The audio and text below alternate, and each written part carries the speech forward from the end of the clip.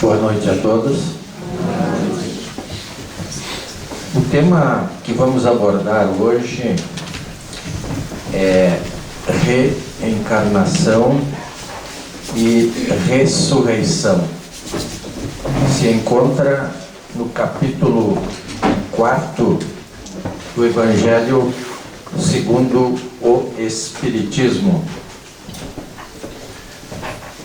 E diz assim: Jesus, tendo vindo para os lados de Cesareia de Filipe, interrogou seus discípulos. Ele lhes disse: que dizem os homens quanto ao Filho do Homem? Quem dizem que eu sou?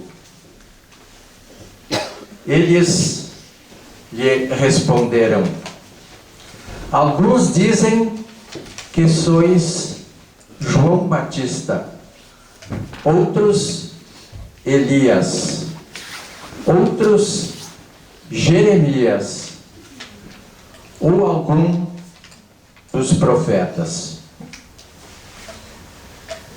Jesus lhes disse: e vós outros, quem dizeis que eu sou?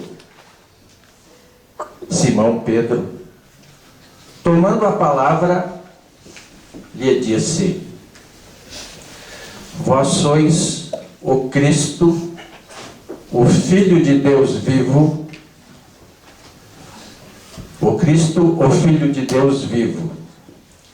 Jesus lhe respondeu: sois bem-aventurado Simão, filho de Jonas, porque não foi nem a carne, nem o sangue que vos revelaram isso, mas meu Pai que está nos céus.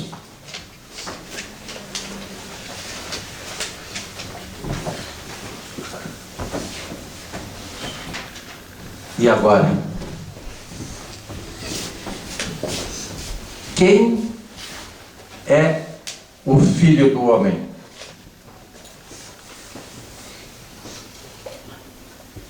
Seria Jesus? Sim. Mas por que Filho do Homem? Porque Jesus, antes de ser Jesus, era o Verbo. Mas e quem era o Verbo? Era o Filho de Deus, que tinha por missão transmitir tudo aquilo que Deus lhe passasse. Por isso ele era o Verbo. Certa feita, numa reunião de alguns amigos, alguém estava apresentando um livro e o escritor perguntou: como Deus criou o universo? E esse meu amigo respondeu: eu sei.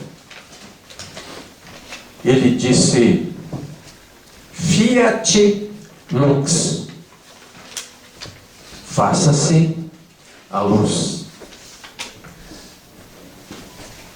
Será que Deus aprendeu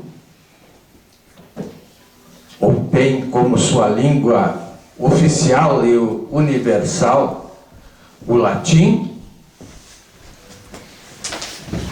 Deus entende todas as línguas. Por quê? Porque cada um de nós, embora falando línguas diferentes, o pensamento é o mesmo.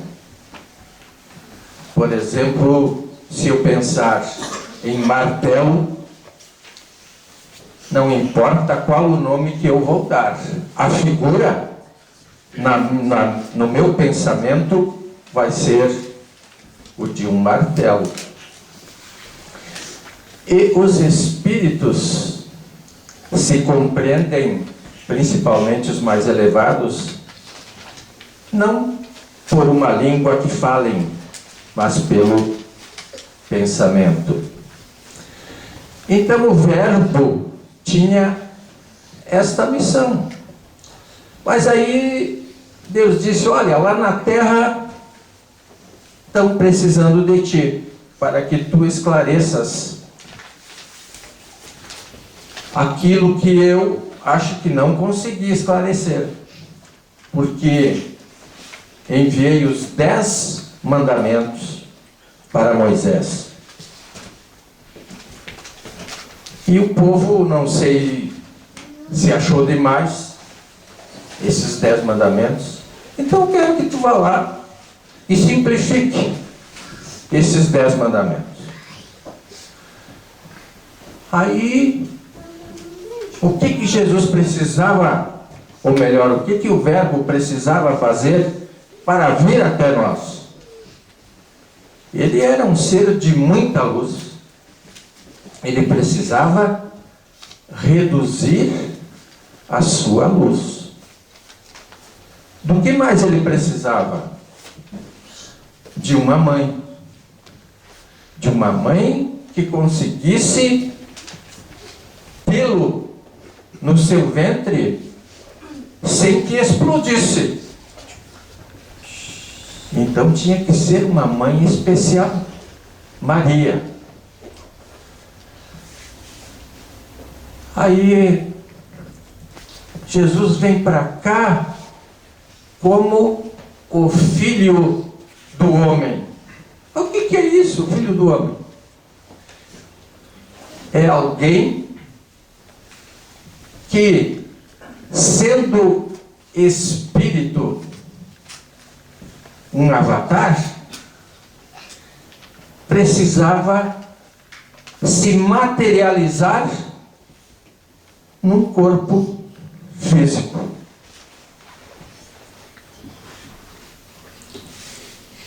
E será que Jesus era humano ou não era humano? Maria era humana ou não era humana?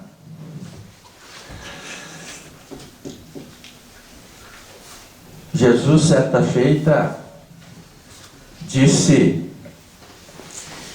que João Batista era, dentre os humanos, o mais elevado. Ora, será que Jesus era menos do que João Batista? Óbvio que não.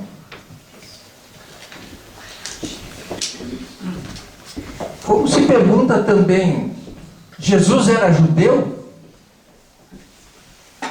Nós podemos dizer, Jesus nasceu numa família de judeus. Pela definição de judeu, ele era judeu. Porque qual é a definição de judeu? É todo aquele nascido de uma mulher judia. Maria era essa mulher judia. Então Jesus, por definição, era judeu. Mas, em termos de religião, Jesus era judeu? Não era. Por quê? Porque ser judeu seria deixar uma religião como verdade.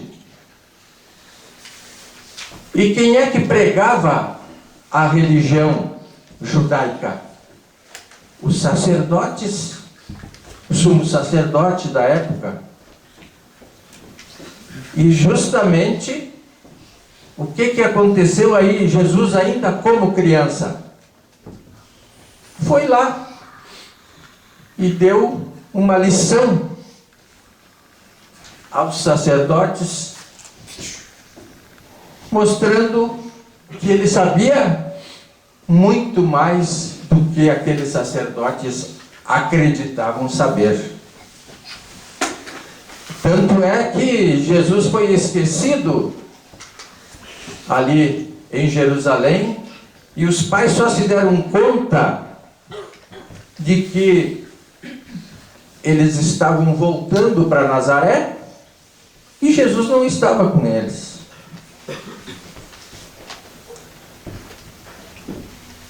Então, eu lhes pergunto, Jesus reencarnou entre nós? Será que ele reencarnou entre nós? Essa vinda dele para cá é uma reencarnação? A Bíblia diz assim: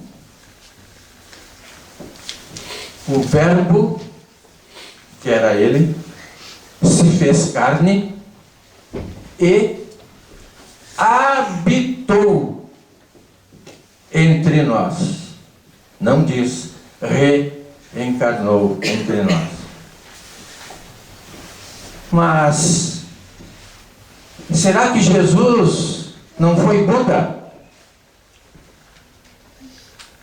Será que Jesus não foi Krishna?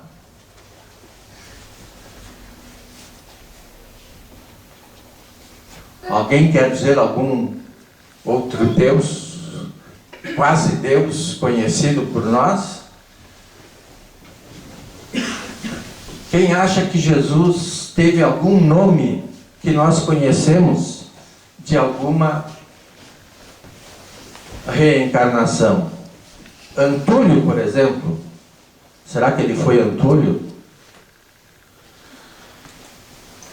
Se nós lermos um livro chamado Harpas Eternas, que não é um livro psicografado, são 4 volumes, onde o autor fala com Jesus como se estivesse ao lado dele durante todo o tempo. E cita Antúlio como uma das encarnações de Jesus. Mas por que Jesus não reencarnou entre nós, com esses nomes todos, Buda, Krishna, Antúlio, etc. Porque ele, desde que a nossa terra estava em formação incandescente, ele estava administrando essa terra, este planeta. Mas por que outra razão Jesus não reencarnou entre nós com algum desses nomes? Porque ele não tinha nada a aprender conosco. Ele sabia tudo. Ele era o Verbo. E ele se diminuiu para poder encarnar entre nós. Os objetivos da reencarnação,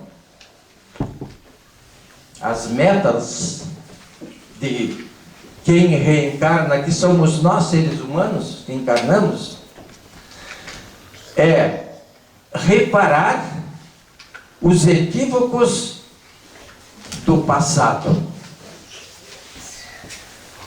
de alguma encarnação anterior, onde nós não nos saímos muito bem. A evolução intelectual, ou seja, aqui nós nascemos analfabetos, e se não formos para uma escola, vamos morrer analfabetos. Aprimoramento dos sentimentos, ou seja, nós devemos nos conhecer a tal ponto que nós precisamos lutar para que nossos defeitos se transformem em virtudes. Superação de conflitos, principalmente no lar. Precisamos aprender a nos, pelo menos a nos tolerar, se não conseguirmos nos amar. Ser útil no meio social, ou seja, não estamos aqui para ficarmos inertes, querermos uma aposentadoria sem nunca termos trabalhado.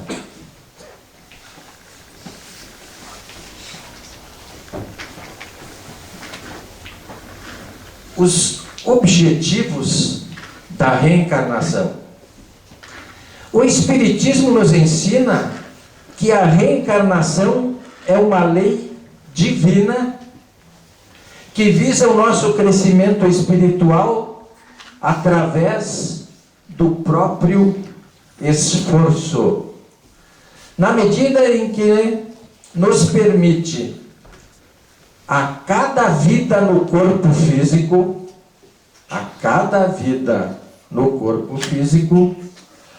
amealhar novas conquistas ao patrimônio do espírito imortal que somos.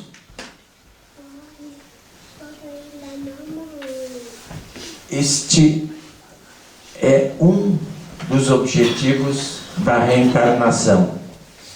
Por essa razão, Jesus orienta ao doutor da lei, Nicodemos, que é necessário nascer de novo para se alcançar a vida eterna. E o que é nascer de novo, senão reencarnar num outro corpo, não naquele que morreu, mas num outro corpo, no ventre de uma mãe. O espírito é o mesmo, aquele que partiu daqui para lá. Deixou um corpo que se putrificou. Já o espírito é o mesmo. Ele reencarna num novo corpo. E é por isso que nós somos cobrados pelos nossos atos individualmente. Porque se nós fôssemos uma gota de chuva que se mistura à água do oceano,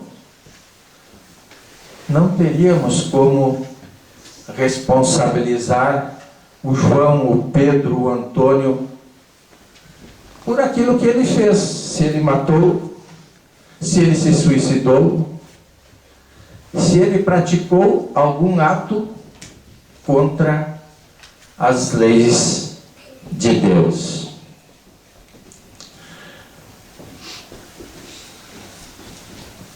Mas o que nós precisamos aprender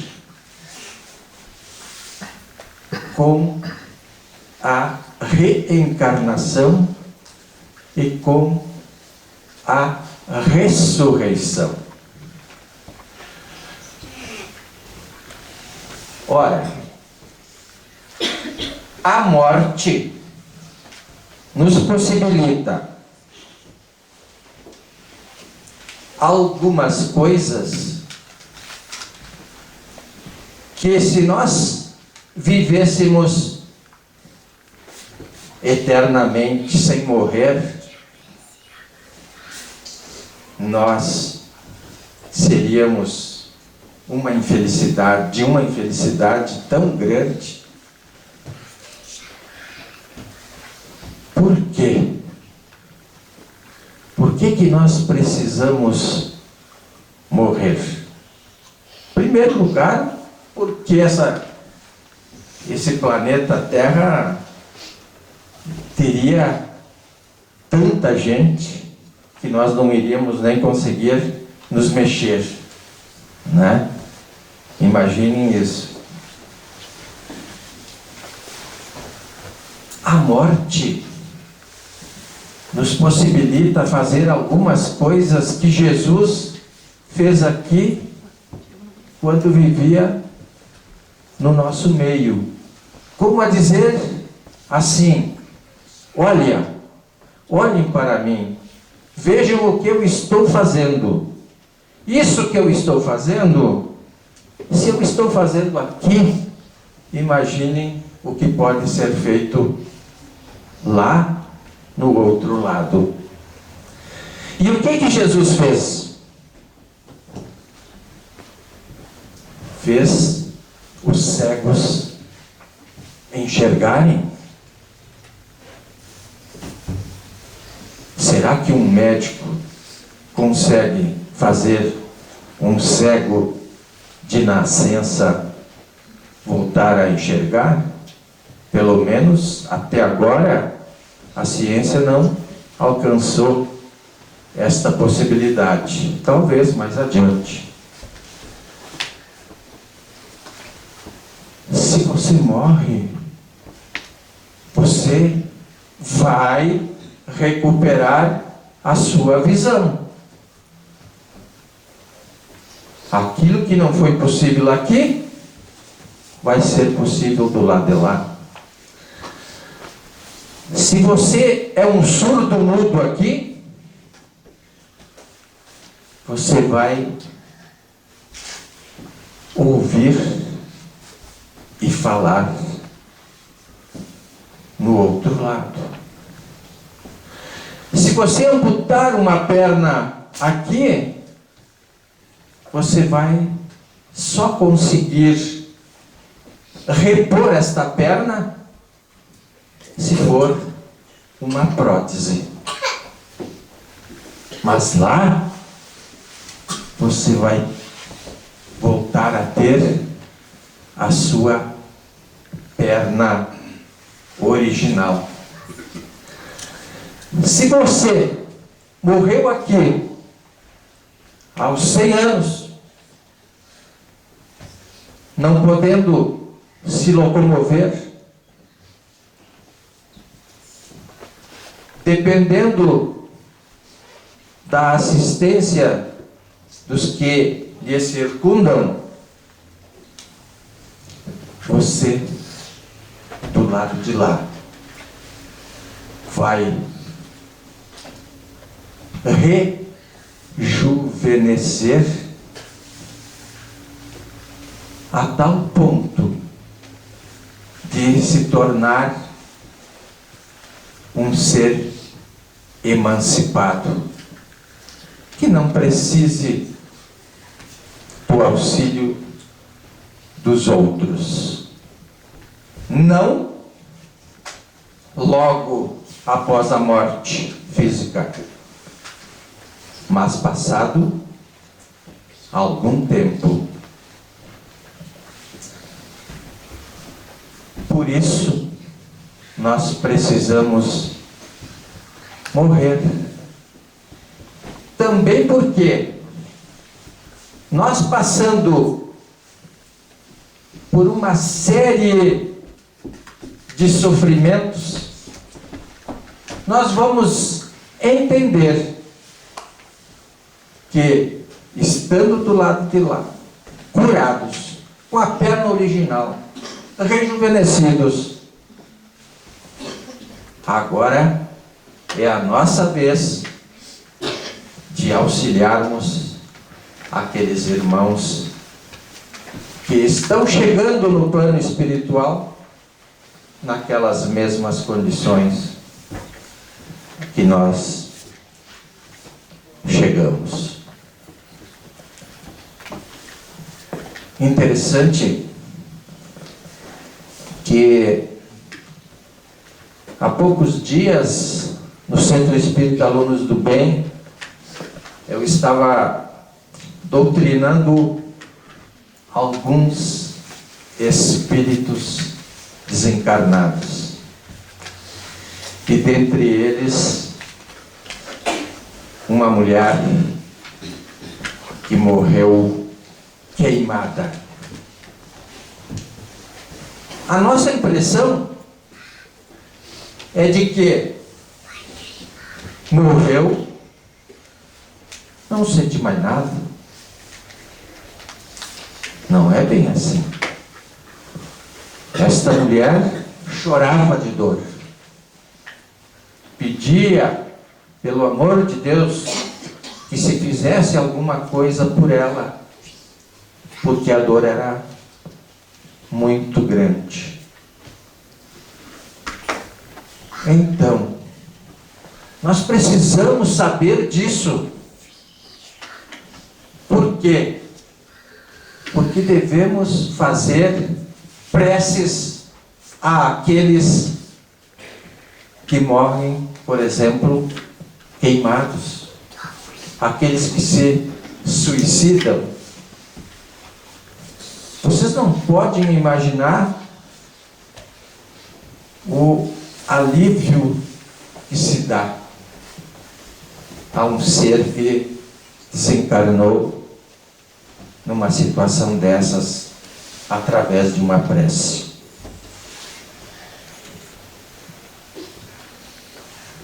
Então, vejam o caso da ressurreição. Imaginem Jesus morrendo crucificado e não retornando, não aparecendo aos seus apóstolos, não aparecendo a Maria Madalena, não aparecendo em Emaús.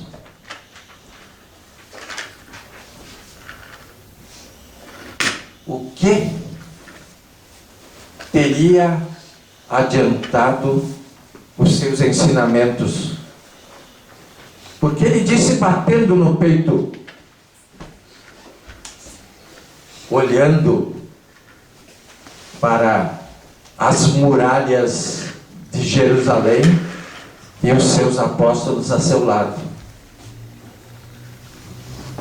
Ele disse, e os apóstolos achavam que ele estava se referindo às muralhas de Jerusalém.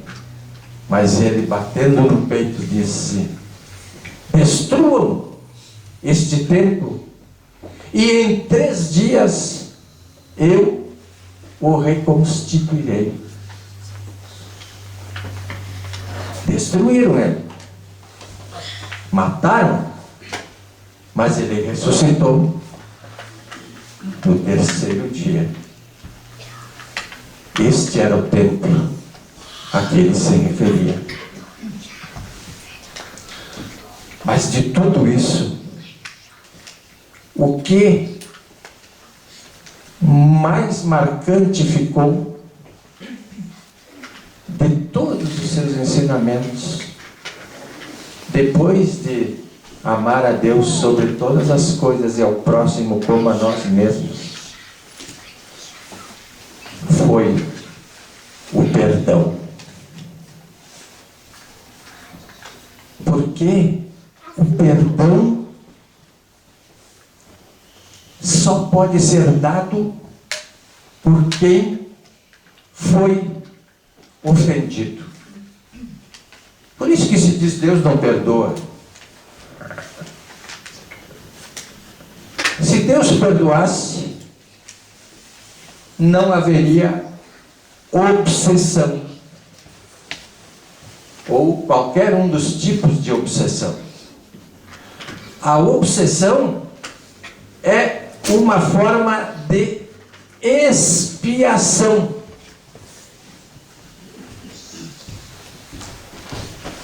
Ou seja, nós vivemos num mundo de provas e expiações.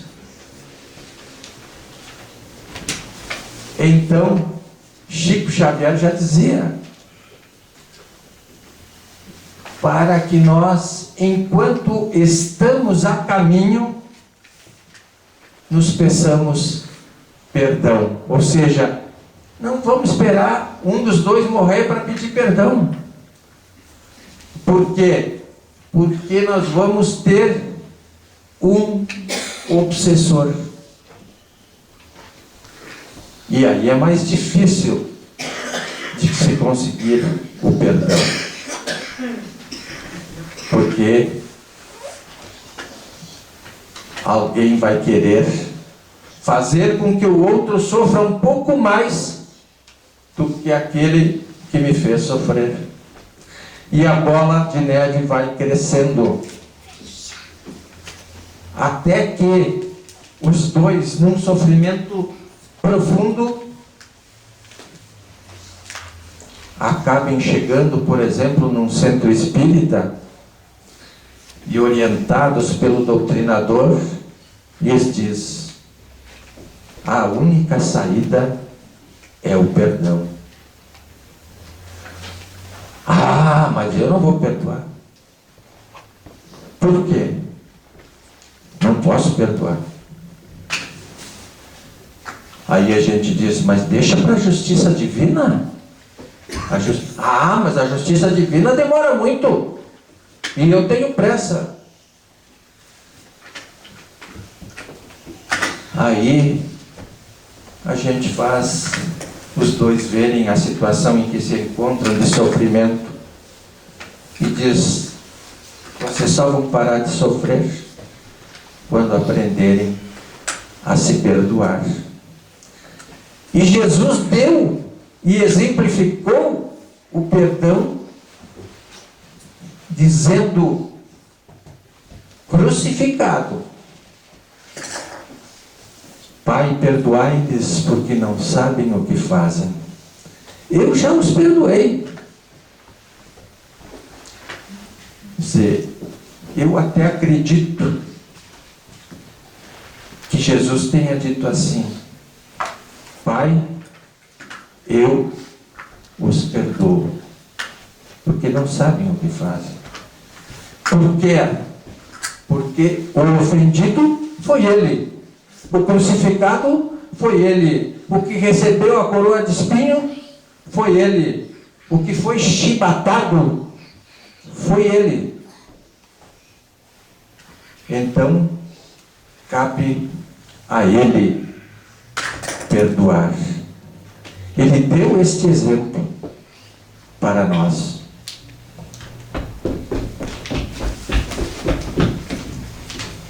Precisamos aprender que ressurreição e reencarnação precisam existir para que possamos reparar os equívocos do passado, ou para podermos nos libertar daquelas doenças, daqueles males que sofremos aqui no plano físico e que só no plano espiritual encontraremos a cura. Espero que com isso eu tenha trazido a vocês alguma forma de refletirem a respeito disso e entenderem um pouco do porquê precisamos morrer, ressuscitar e reencarnar. Obrigado a todos.